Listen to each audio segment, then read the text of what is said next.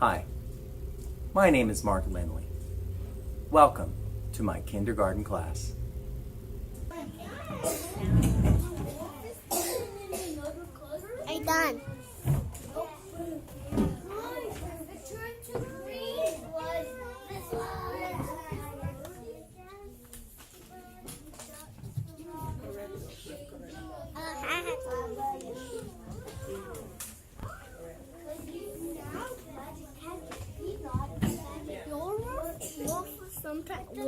Was all the time brown? First it was brown and then it was gray and then it was... I can wash my hand. It's gonna be brown now. No, it's gonna be still the same. Mine is gonna be. Where's that white? Here's the white. It's September, and we've been in school for a few weeks. And at the beginning of school, during the first week of school, I gave the kids this paper. You can follow the link below to get a free copy of it, if you like. I gave them this paper, and I just told them, do whatever you want, drawing-wise. Make a drawing. Here's some crayons. I gave them a box of new crayons, and this is what I got. So here we have some of the pictures. These are the pictures that the kids drew during the first week of school. The first time I gave out paper. I did this twice. Some of the kids know how to write their name. Some of the kids did a few papers. Some did just one. There were a few that didn't do anything. And so you can see that the details are not very strong with the crayons. But some kids obviously have some experience with the crayons and with drawing. She also drew a picture on the back.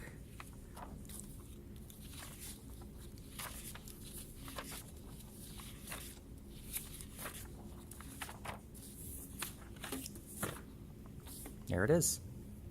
Basically, I try to get them to tell stories to themselves, to tell stories to their friends, their classmates, to their family, and to tell stories while they're drawing, so that later in the school year, they'll actually be, once they learn the phonics side of things, they'll be able to use invented spelling to write stories, to write sentences, and to write further sentences that have details, and to understand what a story is, like the story arc, a problem solution, the beginning, middle, and end. Getting kids to tell stories orally helps them with their writing. And so that's what I'm trying to do right now, and that's what you see here on their papers. Do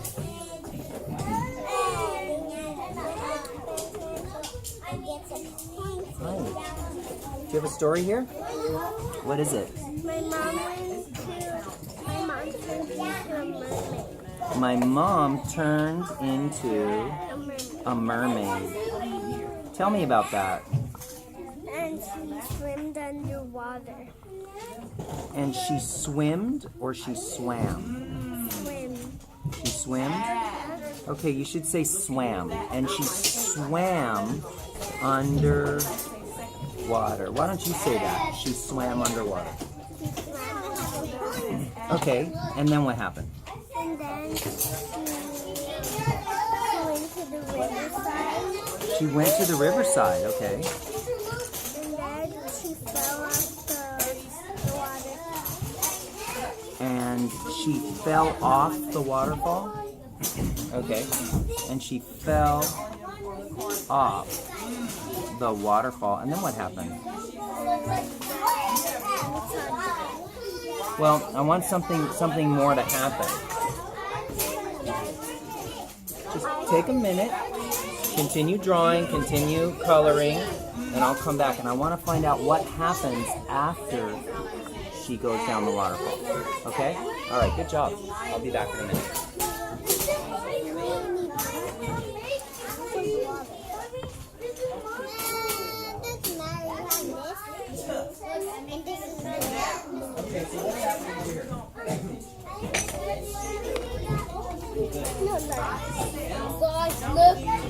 So here we have a a selection of just some of my colored pencils.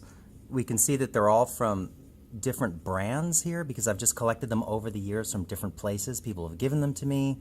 I've picked them up. I've got them on Donors Choose, which is, we'll talk about Donors Choose on a different vlog.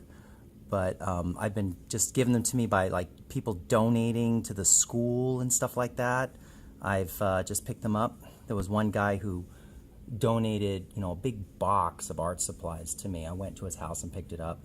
I don't know, he contacted me at the school. I went and I got it. And so they've come from a variety of sources. But the great thing about it is, whenever you have a different brand, you've got different shades. And so this is just a small selection. I probably have 20 different shades of blue. And so the kids can explore the different shades of color in their drawings. So now that it's late September, the kids are using a lot of colored pencils. I just keep them in these boxes. I have a lot more than this, but right now, since there's really only one table that is that's doing, in the small groups, I only have one table doing writing. This is all they need. So there's a large variety. Sometimes, if I get new pencils, here's some new pencils. These are multicultural pencils for skin colors. So they've got different, this is from Crayola. They've got different skin colors here. Voila. And I just pop them in here. The kids can pick through them. They get mixed up. It's no big deal. And the box, it's too much trouble to have the kids put the crayons or the colored pencils into the box. So I chuck the box. If they need to sharpen them, I have these great little pencil sharpeners. They're called bullet pencil sharpeners. And they're made out of brass. And you can also replace the blades if you need to. You can buy some extra blades, 3 or 4 in a little packet. They're cheap. They're only like $3 for one of these, and they last forever. And the kids love to sharpen pencils. This one's got a little broken pencil in it. I have them sharpen the pencil, put the shavings into the cup, and then when they're finished, they just drop the pencil sharpener back into the cup, and they can use their pencil. I have had kids lose the pencil sharpener by throwing away the shavings into the trash can. They throw the pencil sharpener away with it. So, I'd recommend, I have a rule in my classroom where I'm the only one that's allowed to throw away the shavings. So anyway, so that's it. Colored pencils are great for details. These are both from Carlos, except he didn't, there's no name, so I'll write his name here. And you can see the details. Look at this long arm. This is Iron Man, Captain America, Superman, Godzilla, and his story is, once upon a time, Godzilla was destroying things again, and then the superheroes come to defeat Godzilla. Captain America was all by himself, and then Superman and Iron Man came for backup. And then there's fire on all of the buildings, and finally the superheroes defeat Godzilla. There's Godzilla right there. And, okay, here's Carlos again. Look at all the details. It looks like he's got some kind of animal here. I don't know, there's a little guy right there, so he's able to draw all kinds of different things. Let's see what this is about. There was a Pac-Man and the monsters came out from nowhere. A giant monster came out and ate the bird. The tentacles came out from the monster. So it's possible that this is the monsters with his tentacles. I don't know. I could talk to him more about this picture to find out the details. If I do that, he'll probably invent more of the story, which I can write on the paper. So there it is. She said, once upon a time there were 5 trolls, and they crashed the unicorn's marshmallow hearts, and they're broken. She says the most they were walking to the bridge. I'm not sure what that means. The ghosts were in the box because they eat everybody. Now the story is finished. And she told me what the different parts were. Here's the ghost. Here's the brother ghost, the mother ghost, the dad ghost. And up here she said, I mean, this is my writing, but she said, the house with me and my mom and my dad and my brother and me. That must be this part. And this line here, I remember she told me, that's the line, that's her power. So she's got this complex story that she's put into the pictures. And here's another one by Georgina. This is the castle of the princess. This is the boat of the scaries. This is the scary, mysterious adventure. Okay, so that's that. Once upon a time, there was a princess. The king catched her because he went to be a monster. So her English needs some correction here. He drank the monster juice, and then he was a monster. The mom saved her sweetie princess. There's the princess mom, the dad of the princess, the princess. This is the crown. She speaks Spanish. She called it the corona. And here's one of her pictures. Here we go. The home of the scaries. This is the story of the scaries. The story is at night. The heads are slimy and they eat the kids and then they grow. One kid is in the tree because he wants to save her friends from the scaries. And these are the scaries. That's a tree. The purple moon.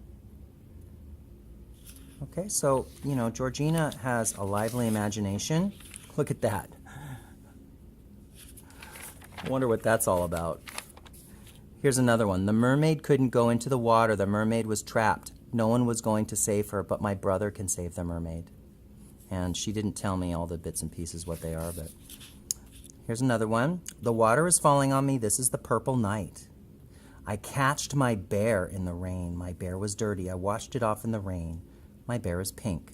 This involves all kinds of things. It's individualized instruction because I'm sitting with students one-on-one and taking dictation from them. They're dictating to me what their story is. For my class, it involves learning English as a second language. I'm able to make corrections to their English as they speak and as I'm writing it down. It also involves building relationships with the kids because, the kids, they love to sit with me and to tell me their stories. And so it helps me get to know them, and it gives them the time. I mean, with 24 kids in my class, it's hard to give a lot of individualized time, one-on-one time to my kids. But, during this writing process, I am able to spend time with the kids and to get to know them and give them the time that they need to tell me things that they want to tell me. You get the picture.